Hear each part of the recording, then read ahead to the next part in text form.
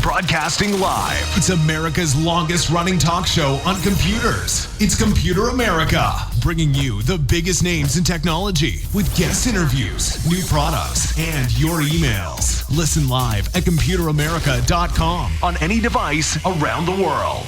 Email the show at live@computeramerica.com or find us on social media. Be sure to check out our website for contests, giveaways, show notes, live video stream, podcasts, and more. You're listening to Computer America.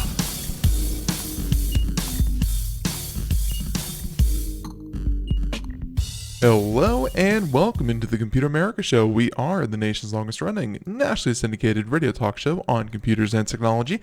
Thank you for joining us. I'm your host, Ben Crossman, and everyone out there, I hope that you're doing well and you are ready for some Computer America because, hey, today on the program, we have a full hour of computer and technology news. And don't worry, we have tons of interesting stories and stuff that you should really, really know about. So everyone, I hope that you're having a great day. Everything's going well. Obviously, hey, middle of the week, you are hopefully doing well. I got nothing. It's just one of those days that, there are some interesting stories, and overall, it just feels like one day closer to the holidays. And, actually, real quick, speaking of the holidays, because it's going to get a little crazy here for Computer America, so just want to keep you all in the loop. I guess I should mention that Computer America will be taking off Wednesday, Thursday, Friday of Thanksgiving week. So, kind of mark your calendars for that. We'll be playing best ofs for any day that we're off. There's still going to be Computer America, and we'll pick some of our favorites and some of your favorites. And hey, we'll be playing those. But so that's going to be like a 5-day weekend. And then in December, that's going to be our longest break of the year, where we take off, I believe, December 21st is like a Saturday. I should probably pull up a calendar instead of trying to do this off the top of my head because I'm not very good at that. December 21st is a Saturday. That will be the first day off that we have. And so we'll be going, so the week of the 23rd, we will have no live show. And then following that, let's see, so the week of the 23rd, the week of the 30th, obviously 30th, 31st, 1st, we won't have a live show either, but then we will give you 2 glorious days of Computer America once again, that Thursday and Friday. So we'll be off for about 10 days, and then we'll come back and do our thing. But then, actually following that, we should have a show that Monday, so like 3 days out of so many days. And then starting Tuesday, Wednesday, Thursday, Friday of that following week of the first true week of January, Computer America will be taking off because we will be out at CES. That's right. We'll have a lot of other kinds of things going on at CES, but one of them will not be live shows. We'll have, we'll be out there lining up guests. We'll be recording videos. If you want to check out our YouTube page or things like that, we highly encourage you to do so. We'll be doing short little interviews with, with people that you may not have heard of. We'll do our best to cover the show as best we can. And yeah, so of course, then following that, everything should be back to normal and ready to go the week of January 13th. So with that being said, things are going to get a little bit weird, but it's going to be a fun kind of weird. So everyone, thank you for sitting through that. ComputerAmerica.com, that's where you'll find everything, including the show notes. It's where you will find links. It's where you will find any stories, articles, anything like that. We should have some new reviews up. I mean, we already do, if you haven't checked since like Tuesday. But we should have some new ones posted up either later this afternoon or sometime tomorrow.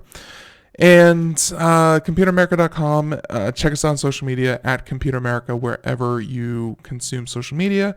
And, I think that's just about it. Of course, the live video feed, twitch.tv. If you're listening to us on IRN, we thank you so much. Okay, that's a lot of talking for getting ready to say, everyone, let's go ahead and get into computer and technology news brought to you by Computer America.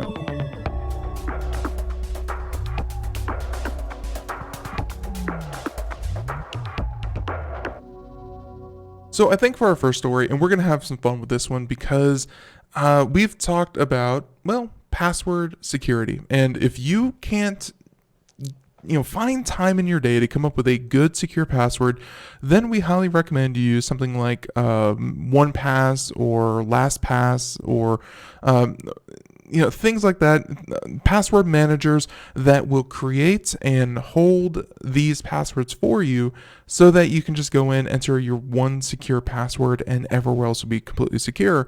And overall, we know that creating passwords is a very, very challenging thing to do. For them to not just meet the bare minimums, but to meet actual good passwords, and then on top of that, make sure they're not used anywhere else. So here's the problem. This article, coming to us from Motherboard, and it's of course a publication by Vice, saying that a bank in Europe may actually have one of the worst password policies that they've ever seen. And I thought this was funny, and there's some very obvious, glaring problems with their policy, and they've since changed it, so don't worry about that. But I wanted to share what they thought, and if anyone out there has ever had this policy in their head, I don't know which person came up with this, but boy oh boy, do they not need to work in the cybersecurity sector. So this was a bank that primarily serves, I believe, Italy and the UK. Fineco Bank. If you've ever heard of them, that's the one. They said that passwords are still often the first line of defense against hackers. That's why it's important to help educate users on what a good password is.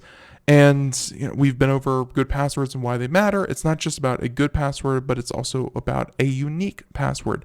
Because if you use the same password 100 times in 100 different places, then even if it's a perfect, capital, lowercase, number, special characters, 16 digits long, so on and so forth, even if it is technically the best password you could possibly get, if it's compromised once, then it is compromised everywhere. So you need a multitude of passwords to actually be secure. Which is why this suggestion hit me so funny, and it hit a lot of other people on the internet funny as well. So let's go ahead and talk about it. Fineco Bank, a bank with more than 1.3 million customers in Italy and the UK. So 1.3 million, that's a lot of customers. That's not just no one. And they suggested an unusual password strategy to its customers. And check this out. Their strategy to make sure that they had a good password was copy and paste the password into Google and see if anyone else is using it. I'm going to let that settle in just for a minute. They wanted you to copy and paste the password into Google, perform a Google search, and see if anyone else was using it. So a few things wrong there. And obviously, they chose a very fitting picture for the article with a statue face palming, because my word, that is such bad advice. The website tells new customers when they set up their online account, verify the security of your password, insert it on Google, and this is of course a rough translation because it's probably in Italian first, but insert it on Google. If it returns less than 10 results, it means that it's a good password. Wrong, wrongity, wrong. That's not how that works at all. So a Fineco Bank customer support confirmed that the bank suggested customers to Google their password in order to make sure the password was as secure as possible. After we reached out to the bank, and by we, they mean Vice, for comments, a spokesperson said that we understand the criticism and we decided not to suggest anymore to our clients to do so. So essentially what they're saying is, yeah, we heard people were making fun of us. We're not going to do that. Just real quick, let's go ahead and talk about why this is such a bad thing and why they should have stopped doing it from the beginning. First things first, what is Google? That's, to use Google as any way to verify information is patently false. To find information, absolutely. To verify, that there's no information out there, that's not how the internet as a whole works. So Google, they simply send out little requests for information, little bots, I believe they call them crawlers, to every website, every article, every web page that they possibly can, that any website that allows them to essentially categorize them. That way, when you search Computer America, our website pops up because our website allows Google to send out little crawlers, and they send back with Google the information of, if someone's searching for Computer America, hey, we're Computer America related, and we're the homepage, we're the podcast, we're the website, where they get in contact with us. Like, anything related to Computer America, our website will return to Google information saying we are related to that. Any website will do that. If you search Google will of course pop up. If you search a bank will pop up, so on and so forth. And of course you have things like keywords, so that if you are looking for, I want to open a new account, then probably, or let's just get a little more specific, I want to open a new bank account.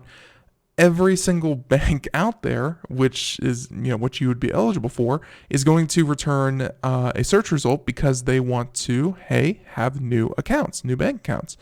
That's what Google is. They are a giant collection of what other people want you to know.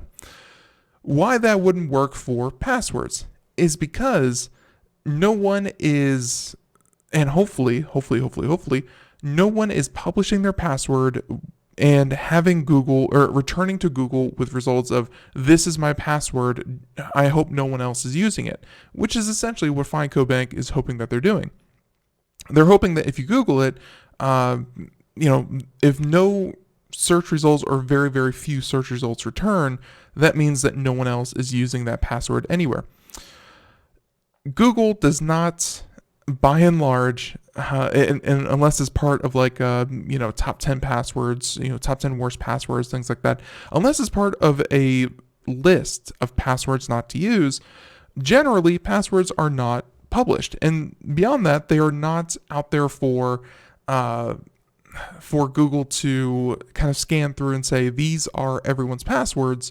Hey, turns out that, and here's the thing, I don't know what Findco Bank was hoping, that maybe if you entered a password that people would, enter their password and say, oh, turns out that Ben on the other side of the world is actually already using that password.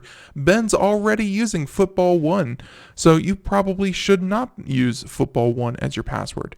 I don't know what they were hoping to do by this, but it's just not how Google works, and I don't see, I guess that their problem is that they wanted people to not use common words, which is part of a good password strategy. You should not use essentially any word in the dictionary, straight away. You should not use any word in the dictionary.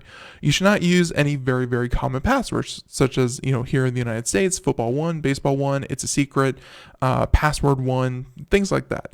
You should not use any of these very, very common passwords either. And I think that's what they were trying to get at. They were trying to make sure that people were not using very obviously weak passwords. The problem is that just because you avoid those two pitfalls does not mean you have a good password. And, even if you have what you think is a good password, Google is in no way an authority to tell you if you have a good password. So the whole thing is just very, very strange that they would ask you to do that. So the article goes on saying that obviously it's important to use a unique password for each website or service that you use, because when one password is stolen, that can lead to the compromising of many, many accounts. It's happened to a lot of people where, if your Apple ID is stolen, maybe they would take your credentials from Apple ID and try it in, Bank of America or something like that, and boom, they're in. Bank of America never had a problem, but it's still, if you use the same password, it's a problem. Now, here's the thing. Telling them to paste them online as a test of their strength is definitely not okay, as that could expose the password to Google and perhaps other snoopers. A little bit less so that, like, I can see where they're getting at, because Google does publish, the most search terms or the least search terms, or at least the history of search terms. I don't think that there's many people, because no one no one does this. I don't think there are many people who are sitting there at the very bottom of the least Googled search terms and looking for random people's passwords and then trying to reverse engineer it from there. But it's a possibility. I mean, Google does keep a record, a public record of what's been Googled. So your password is out there now at least once. So I just don't think that's that big of a deal. So they said the best advice is to use password managers, of course. You won't need to remember them because the password manager will do that for you. So there you go. So to make matters worse, Fineco Bank, how could this get worse, charges a fee for customers who want to change their password. And yeah, I read this a little bit before the show. If you wanted to change your password because you said, the Google test failed me completely, I need to change my password, they will let you change the password, but you have to submit it by mail. Yes, not email, but by mail. And it costs you about $1 or about, $1 if you're in Italy and about $4 if you are in the UK. So luckily, as part of its account activation process, they also require a second factor authentication. So obviously, if you have a smartphone, then even if you have the password, unless they had access to your smartphone, you'd still be safe. But overall, just a very, very weak and poor attempt at making good passwords. Several people who work in the cybersecurity industry pointed out the strange policies on Twitter Tuesday, likely facepalming every time they hit tweet, saying, quote, "Is this premature April Fool's? Are you serious?" And that was one from one user. And they also have another one, Troy Hunt, who maintains the Have I Been Pwned, which we've talked about on the site a number of times, was also shocked by these policies, saying that this is all kinds of crazy right here. So there you go. That was a very interesting and strange look at when you don't hire professionals or even good consultants on cybersecurity, you may end up with policies such as that. And like I said, like their main, so what they were going for was that they didn't want anyone to use an obvious word, a common password. It's just that that's not what Google's for, and it may actually lead to even more problems. So, like we said, use your password manager. You'll be thankful for it when you finally, switch everything over. Now, let's go ahead and continue on here. We have tons more stories, and that was a pretty silly one. Why don't we go ahead, keep up with the silly just a little bit before we get heavy with some of these other ones. And I always like to talk about new connected devices, because whether it's an internet connected toilet, which is totally a thing, you can look at, why do I want to say Colgate's toothpaste, oh my god, Kohler, that's it. Whether it be Kohler, which does have an internet connected toilet, whether it be an internet connected litter box, which we have seen, we've interviewed them on the show, very fun. Whether it be just anything internet connected that you could think, why the heck would you want that? Check this one out. This is an internet connected grill. Yeah, you heard that right. An internet connected grill that will add Alexa voice control to its line of Wi-Fi enabled grills. Trager. They're actually a pretty good name in as far as grills go. Not my personal first choice, but hey, an Alexa-enabled grill. So they say that Traeger's Wi-Fi-enabled grill have a lot of handy features that are made possible through wireless connectivity, obviously connecting to Wi-Fi. You can control or monitor the temperature and more remotely, so you don't have to venture outside unless you want to visually inspect your progress. Today, Traeger is taking the connectivity tools a step further by adding voice controls through Alexa to its Wi-Fi equipped grills. Yes, they have renamed the feature Wi-Fi. I like that. I actually like that a lot. Wi-Fi equipped grills. You can ask the virtual assistant to announce or set cooking and food probe temperatures, turn super smoke mode on or off. I don't know what super smoke is. Probably more smoke, I guess. I don't know. Set timers and check pellet levels. And that last option works with the pellet sensor that they announced this week with the 2019 Timberline series grill. Traeger is definitely going. I want them on the show. You know what? I definitely want them on the show. And they said that you can ask Alexa to shut down the grill when you're finished using it. And to get started, simply install the Traeger skill inside your Alexa app, of course, and you can log in with credentials for your Traeger account. Because who doesn't have an account with their favorite grilling company? I don't know, not this guy. So when your grill will need to be on the same Wi-Fi network as the Alexa device for this whole system to work. And they say it's the first grill company to employ the new cooking API through the online retailer announced during the big event in September. So the new version not only allows Alexa to control a wide variety of appliances, but it also expands the assistant's skill set. And since last year, you could control cook time and preset for select appliances. Now the virtual assistant can understand mode, time, temperature, and doneness. They also offer similar voice control ability with Google Assistant. In fact, the list of commands is identical. You just connect your grill with the Home app instead. So they're definitely going, and they have a full list of the different ones here. But I just wanted to add another device that is now smart or internet connected, and that could be the grill. I can see why they decided that it had to be on the same network as the digital assistant or the virtual assistant, because you definitely don't want this connecting to the internet and then unfortunately someone turning it on or off. Probably turning it on is more dangerous. And, just leaving it on and causing some kind of harm or anything like that. I'm sure that it's a security feature to have it on the same network so that it could send it commands. Overall, outdoor grilling is now getting even more intelligent. And again, I would love to have these guys on the show. It sounds like a very interesting product. So Traeger, hit me up.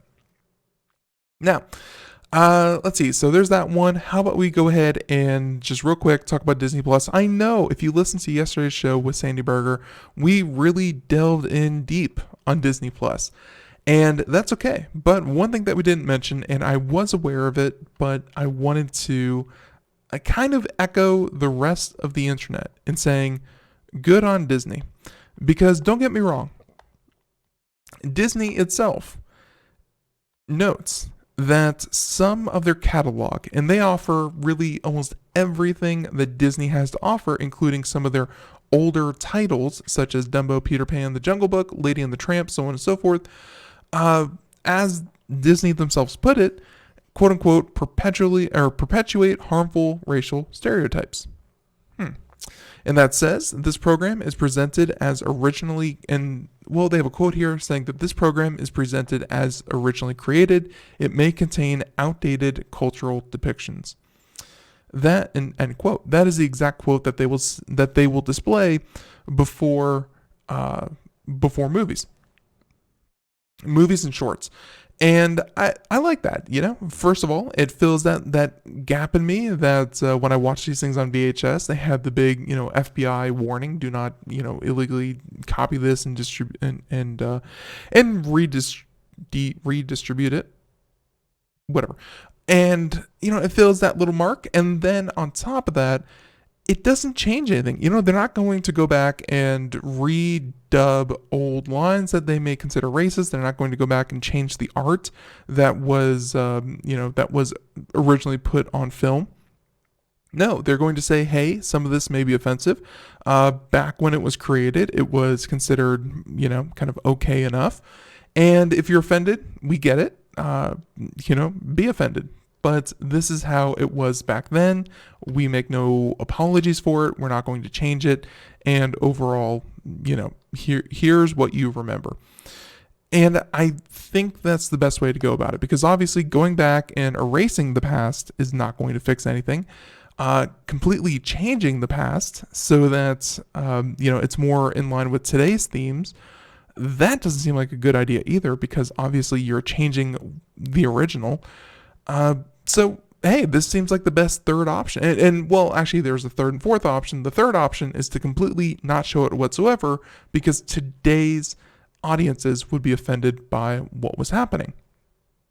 And I don't think anyone wants that, because, they are classics, even if they get a little weird, and they can be seen as like, not a lot of it is like overtly racist. It's that, just like the warning says, it contains outdated cultural depictions. It's, kind of what was acceptable back in the day. So they, let's go ahead and continue with the article. The Washington Post noted the company's decision not to censor these titles was met with both praise and criticism. And they said that you won't find the notorious Song of the South criticized for glorifying plantation life and slavery on the service, though. And some think that Disney is taking accountability for its past by showing these titles as they were shown back then, with the warning attached. And like I said, I don't think erasing the past changes the past. No, it just, it doesn't help anyone. So they say that critics point out that the wording used is vague at best, and head of the American Studies Department at George Washington University said that the company should have been more explicit about its intended messages. I don't know. I think they did a good enough job, and if the wording's not right, then at least the sentiment is. You know what I mean? So to really, run Disney through the ringer for not using the right words, but still having the same intention. So to emphasize this point about Disney's dismissive warning, actually, I won't even read that far, because no offense, but random Twitter users don't make for news. But again, most of the internet, and if you're looking to be offended, then good on you. But that was probably the best way to handle it, and not just, either put it out there carte blanche and say, hey, these are messages we still endorse. No, they say they're outdated. They're part of the past, but they are Disney's past. So there you go. So there's that one. Let's go ahead, continue on. And actually, just real quick, I had another one right here. So I wasn't going to do this, and then I saw it on like 3 different publications, and I was like, all right, fine. I like Beverly Hills Cops as much as the next person. Eddie Murphy, brilliant actor, hilarious, and I really do think that's some of his best. I mean, second only to Shrek. That was some of, top tier Eddie Murphy. So you ask Ben, why do you bring this up? I'm glad I could be the first one to tell you that Netflix, yes, that Netflix is making Beverly Hills Cop 4. That's right, we already had 1, 2, 3, and now we're at 4. Saying that Deadline, which broke the news, said that the studio has been trying to restart the franchise in several forms, including a TV show. And even with producer Jerry Bruckheimer and star Eddie Murphy attached to the sequel, Paramount might have been a little nervous about the film's commercial prospects, especially because it's been 25 years since Beverly Hills Cop 3. And that seems to be something that Netflix is really trying to do. Like, it's something about the 80s, the early 90s and the 80s. Be it with the Dark Crystal reboot that we just saw, be it with so many of their other titles that they're bringing out, they're really trying to recapture, I guess, nostalgia. And I won't complain, because Beverly Hills Cop was hilarious, and I'm looking forward to a 4th if they can actually get this to go.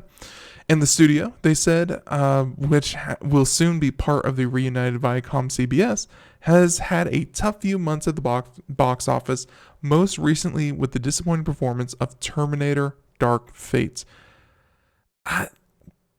I can't say anything about Terminator. I've seen Terminators. I think I got a little over Terminated. There's just been a lot of movies coming out lately featuring Terminator. But hey, after 25 years, I'm not burnt out on this, on this particular, kind of franchise. So Paramount and Netflix have been working together together first with Netflix buying the Cloverfield Paradox and the international rights to Annihilation, and then with a multi-picture deal between the two companies announced at the end of last year. Murphy, meanwhile, has been getting some of his best reviews in decades for his performance in the Netflix film Dolomite Is My Name. So, Eddie Murphy, you're going to be seeing more of him, and you're going to be seeing him in some iconic roles. So, I'm all, hey, I'm all for this. Obviously, old, tried and true stuff. It may, there may be people out there screaming, hey, we want new stuff. We don't want rehashes. We don't want reboots. We want new. But this is probably as close to that as you're going to get, because in a lot of ways, companies like Netflix, they're not looking for, completely new, innovative things that will make them $1 million. No, they're looking for, and $1 million is low actually, but they're looking for titles that will grab people's attention and get them to subscribe. Because, hey, for Netflix, it's never been about viewership. It's been about hours spent watching the service. And this is just going to be yet another, feather in their cap. So there you go. I'm glad I was one of the first ones to be able to talk about that. Let's see. So going forward, how about we have a ton of different ones here that we could talk about. All right, let's talk about hacking. And I found the title of this one interesting, so let's hope the article follows. Breach affecting 1 million people was caught only after hacker maxed out Target's storage. So, and Target is, his target, not so much Target the corporation. So hackers' data archive file grew so big that the Target's hard drive ran out of space. So the U.S. Federal Trade Commission has sued an IT provider for failing to detect 20 hacking intrusions over a 22-month period, allowing the hacker to access the data of 1 million consumers. The provider only discovered the breach when the hacker maxed out the provider's storage system. So I guess they were using some kind of cloud storage. Obviously, if you're using, let's say, Comcast or Charter or whatever, I guess they allow some level of online storage, and I guess he exceeded that and was still trying to copy to it, and that started to raise alarm bells. So Utah-based InfoTrax Systems was first breached in May 2014 when a hacker exploited vulnerabilities in the company's network that gave remote control over its server, and that's what the FTC lawyers alleged in a complaint. And according to the complaint, the hackers used the control to access the system undetected 17 times over the next 21 months. Then on March 2nd, 2016, the intruder accessed personal information for about 1 million consumers. And the data included full names, social security numbers, physical addresses, email addresses, phone numbers, and usernames and passwords for the accounts in the InfoTrax service. And I'm actually pretty interested in what InfoTrax actually stores, because obviously that's information that is beyond, a bike repair company or something like that. So InfoTrax is an MLM, software backend operations systems, and more. So they are marketing. They're an industry provider of backend operation systems and online distributor tools for direct sales industry. So they handle the information and the sales for other companies so that they don't have to. So that's what they do. Okay. The intruder accessed the site later in the day, and later that day and again on March 6th, stealing 4,100 usernames, passwords stored in clear text, and hundreds of names, addresses, social security numbers, and data for payment cards. Not good. So let's go ahead and continue on here, skip down a little bit, saying that their failure to provide, and InfoTrax's failure to provide reasonable security for the personal information of distributors and end consumers has caused or is likely to cause substantial injury to consumers in the form of fraud, identity theft, monetary loss, and time spent trying to fix the problem. Let's see. So with that being said, they also have a short little list here of the actual rules that they broke, including taking inventory and deleting personal data it no longer needed. Well, actually, they failed to not do these following things, such as deleting personal data it no longer needed and taking inventory of what they actually had. Conducting code review of its software and testing for the security of its network. They didn't do that. Detecting malicious file uploads, adequately segmenting its network, and by that they mean making sure that if you're storing, payment information and personal data and things like that, you keep that separate than other parts, including the one that the hacker was able to get into and read, and implementing security safeguards to detect suspicious activity on its network, which we've had many companies on the show that focus on network intrusion detection software. So it's completely possible to have seen this coming. It's just that, hey, not a lot of companies are actually doing it. Like, we say it on the show all the time. We recommend it. The industry says that they have a real problem and that they're working on it. But by and large, so many companies just are not doing the basics. Really troubling to see. So with that being said, InfoTrax will be barred from collecting, selling, sharing, or storing personal information unless the company implements a security program that corrects failures identified in the complaint. InfoTrax will also be required to obtain third-party assessments of its security every 2 years. Seems like a slap on the wrist, honestly. Admittedly, their breach is about 100 times small. So I think they said it was like 1.3 million or about 1 million customers. So it's one out of 146 times smaller than the Equifax breach, but it had some, if not a lot, of the same information as the Equifax breach. And what do you get from that? Well, you get, hey, you're not allowed to do what you're doing unless you start doing what you should have been doing in the first place. That seems like a huge slap on the wrist. And I'm hoping that there's some kind of hefty fine to go along with this, because even if being caught and being reprimanded by the FTC, even if that happens, if it has no real consequences whatsoever, then why bother following the rules? Just keep not doing that. And again, the only reason that they found out that this was happening was because, hey, the hard drive that he was recording to through his internet service provider was completely maxed out. Pretty crazy.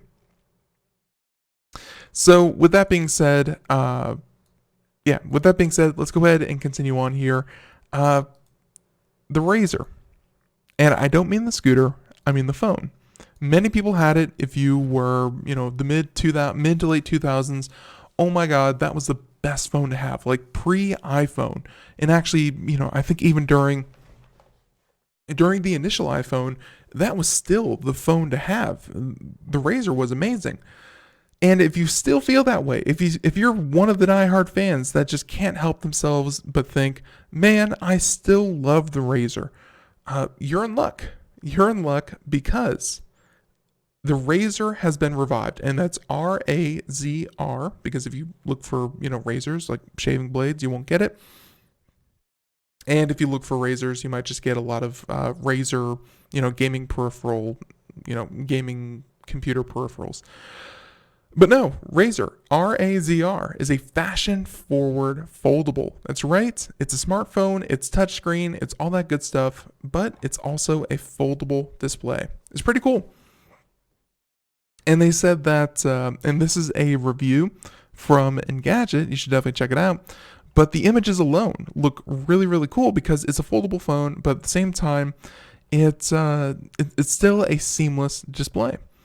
They say that few phones were as iconic has the Motorola RAZR. Celebrities use them constantly. Fashion houses cooked up designer mashups, and it wasn't long before friends, family members, and coworkers all started carrying them too. And back then, it was an absolute phenomenon. Well, it's back, saying that reports and leaks have confirmed that it isn't the RAZR you grew up with. The new version will sell for about, get this, and this is my main problem, because a RAZR back then, like a RAZR flip phone back then, cost you, I want to say about $300, maybe a little bit less, maybe a little bit more. Of course, it was just a feature phone, and that's way different than a smartphone. Like it was one of the most expensive feature phones you could get, and by feature, for anyone out there, dumb phone. It was one of the more expensive dumb phones you could get, but it was still available. Now, it's going to be selling for $1,500, which is a problem. $1,500 is a problem, don't get me wrong. And they said it will launch on Verizon next month. It's Motorola's first foldable phone, and unlike any other foldable phone we've played with this year, it doesn't unfold into a small tablet, and it doesn't pack loads of cameras or flagship components. It is, by Motorola's admission, a design-first kind of phone. And that concerns me. That definitely concerns me. So you can see it here, and if you're watching the video portion, you can see the phone fold. You can see it, folds down to about half its size. It's very, very reminiscent of, well, the old RAZR phone, but it's a smartphone. Is that might sound concerning to some, and after a bit of hands-on time, people who demand peak smartphone performance or superior battery life might be a little disappointed. I'm already disappointed that I read that sentence, and it still has a $1,500 price tag, because just due to the form factor, it's just not going to have everything that you would kind of expect from a smartphone. So let's go ahead and talk about some of the review here. It went through 26 prototypes of different shapes, sizes, screen configurations before deciding to re-embrace the RAZR iconic design. And they said that's the best decision Motorola could have made, and I certainly agree. I think the iconic RAZR doesn't need messed with. It's perfectly fine how it is. And he said that turns out that because some of the people that was because people who weren't thrilled by it didn't particularly want to use a small tablet, regardless of whether it could fold in half. And of course, he's talking about the Galaxy Fold. Those people, according to Motorola's research, really just wanted a full-size smartphone that could shrink down into a sleek package when they were done using it. So that's what they built. Essentially, it's the size of a smartphone, but it folds in half. So, hey, it is what it is. So when the RAZR is closed, it's very nearly the same thickness as the original. You'll find a big hump in the front that houses a 16 megapixel camera and a 2.7 inch glass OLED display for quick interactions. It's honestly not much to look at folded up like this, but that's the point. They wanted it to take up very little space and, hey, even fit into women's smaller pocket sizes. Because I've heard that complaint before, and it's almost a meme now. Women's pockets are tiny. So maybe this is the one for you. They said that when it is open, the thing looks like a proper RAZR, right down to the hefty chin that houses the phone's fingerprint sensor. It also houses the antennas, USB-C port, and loud 4-speaker array, all housed in that little hump at the bottom. It has a 6.2-inch screen, 21 by 9 screen, which means widescreen if you're not familiar. It's a bright, punchy panel that handles widescreen video especially well, but it's not nearly as crisp as screens on other phones. The resolution tops out at 21 by 876, 2100 by 876, and that's just one of the many compromises Motorola had to make here, and of course there's more to come. So I think we're going to, leave the rest of the review there. It's very in-depth, very nice what they were able to do here. But I will say that it looks like a lot of the compromises that they made, including the including the screen resolution size, the battery life, some of the features that they're able to do. I think that the camera is pretty standard. It's for $1,500, which is more than the latest iPhone, like more than the highest tier iPhone. This thing is simply going to be a fashion statement. And don't get me wrong, I think it works as a fashion statement to some extent. People will say, wow, that's really nostalgic. But will they be saying, wow, that's really cool? I don't know. I think that the RAZR brand really could have been revived if it was half the price or even less. I was thinking somewhere in the $500 to $700 range, a complete smartphone. And if it really just focused on being a phone, but unfortunately that type of phone isn't what companies are making nowadays because it doesn't make them any money.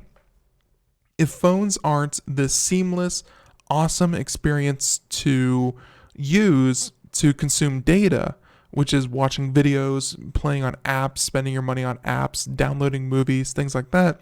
If your phone isn't really optimized for spending data, then it's just not going to be a good new phone that companies are going to embrace because it has to earn Verizon or AT&T. It has to earn them money for them to want to carry it.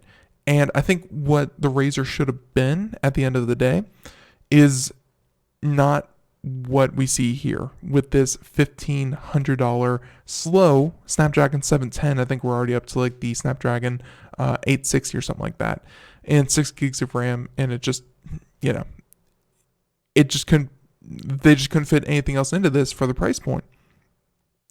So let's just go ahead and say that it seems to suffer a lot of what the Hydrogen 1 from Red did, which is they compromised in places that they probably shouldn't have, and overall it's just very expensive to come out with a brand new phone.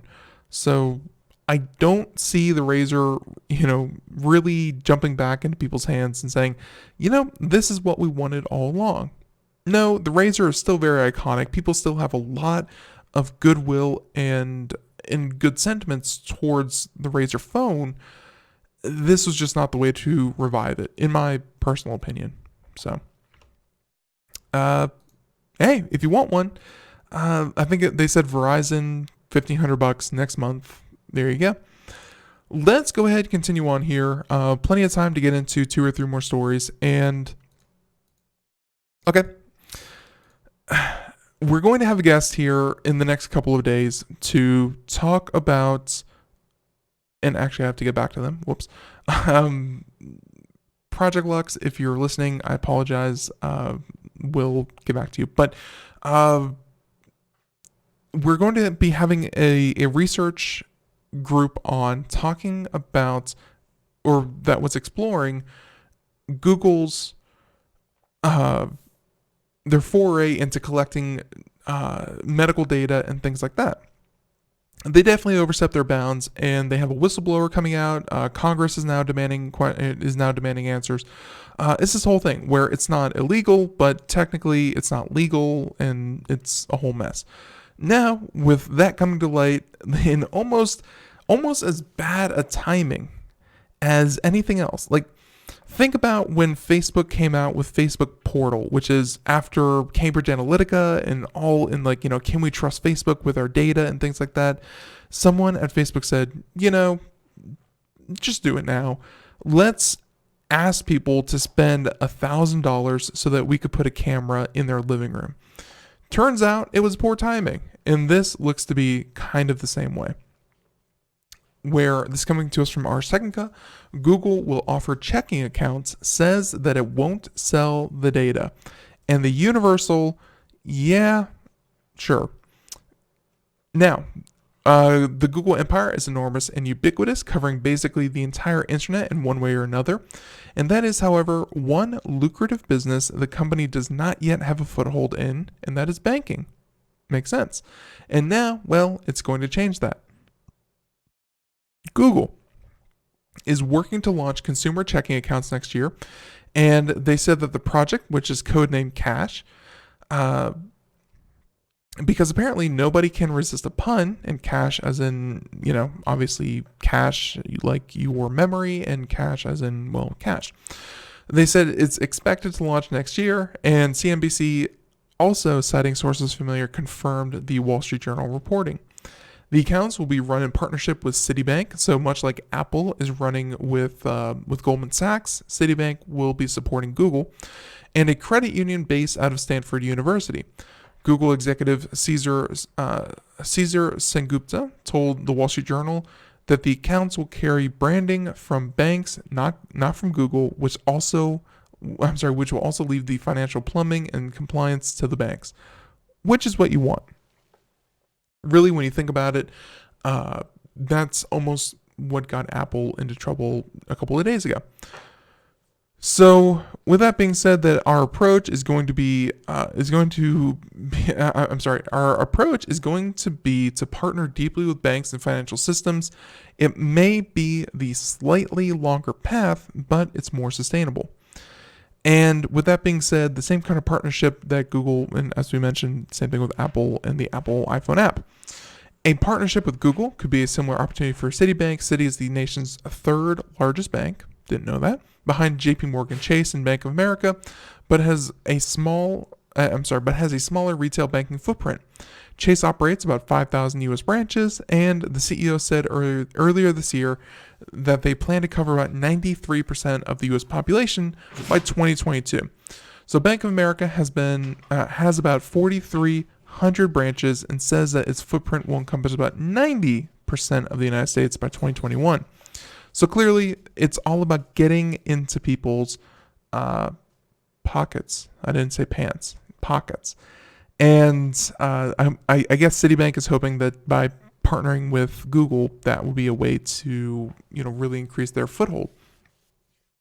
So with that being said, the now comes down to the data part, and do we really trust Google, kind of venturing into this, and then not somehow, amazingly not, combining the data that they already have on us with our payment history, our transaction history, kind of where we get our money from, where's it going, all that kind of thing.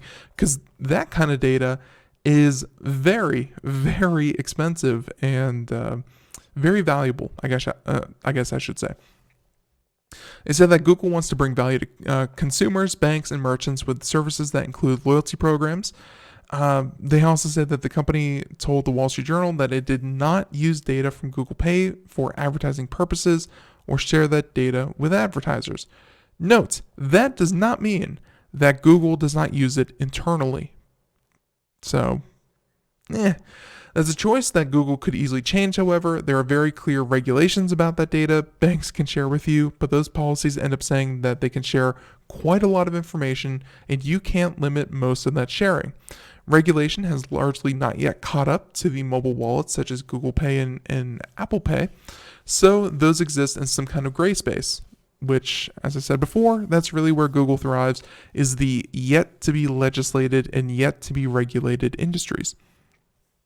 So earlier this week, the Wall Street Journal reported that Google is hoovering up healthcare data of tens of millions of patients, as we mentioned, potentially adding fuel to the criticism that the company is too big and has far too much consumer data accumulated. I would love to see a singular, comprehensive report on what information Google has, not just on any one person, but on everyone worldwide. I would love to know if there's a number we can put to that, if there's a, every type of information and so on and so forth. Because right now you can go to Google and you can actually request all the information that they have connected to your Google account or to you as a person. You can actually request that and see what they have on you, but that isn't everything. I really feel like that they have on you as an individual. So, and if you allowed this to happen, don't get me wrong, people are going to use the service because people have stopped caring that their information is being used as a bargaining chip, and people have stopped caring that Google is doing this. So they're going to use it. If it adds any level of convenience, then they're going to be all the more happier for it. But I'm just hoping that it doesn't lead to any kind of adverse effects. So with that being said, let's go ahead and switch stories here. But man, Google getting into banking. If nothing else, just after the revelations of the medical data that we were talking about, this just seems like really poor timing. And of course, this was leaked by the Wall Street Journal and, things like that.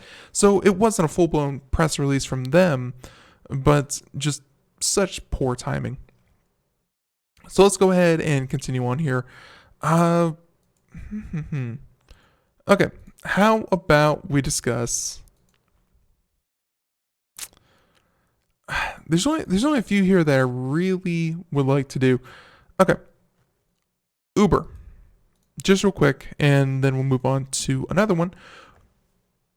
The problem with the gig economy is that no one wants to call the people who are making the business operate, because none of these companies are strictly their corporate headquarters. No, much like Uber or Lyft or Instacart or DoorDash or so on and so forth, all of these different companies, the true heart and blood of the company are these quote-unquote independent contractors that actually do the service that the company builds itself on, be it driving cars, delivering groceries, delivering food, walking your dog, so on and so forth.